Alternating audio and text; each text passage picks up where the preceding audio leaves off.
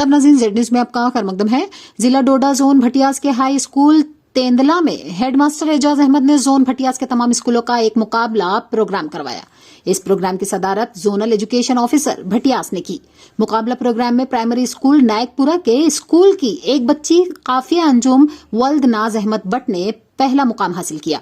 Headmaster Nayakpura को लोगों ने मुबारकबाद दी और कहा कि मास्टर तस्कीन बच्चों पर काफी मेहनत कर रहे हैं। आगे देखिए जाकिर भट्ट की ये रिपोर्ट। या रसूल अल्लाह सलाम, या रसूल अल्लाह सलाम,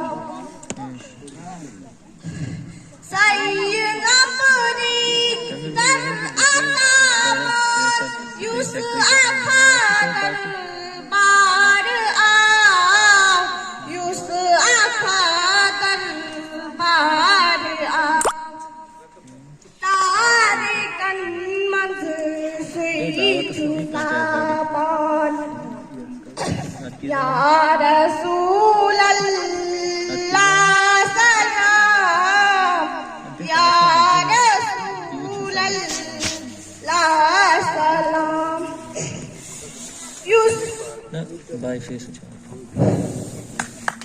मैं माजरत चाहता हूँ, यहाँ इस बच्ची को मैंने बीच में रोक दिया क्योंकि नातों का भी कंपटीशन रखा है हमने। तो हमारे यासिन साहब जब तक पहुँचते तब तक हमें नात का सिलसिला बंद करेंगे।